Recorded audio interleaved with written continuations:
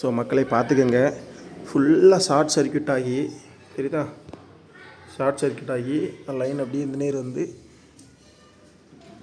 AC ஃபுல்லாக எரிஞ்சு போச்சு.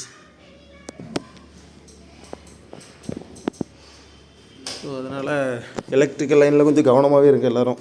எப்படி எரிஞ்சிருக்கு பாருங்கள், மேலே இருக்கிறதெல்லாம் அப்படியே மெல்ட் ஆகி உருகிருச்சு தெரியுதா.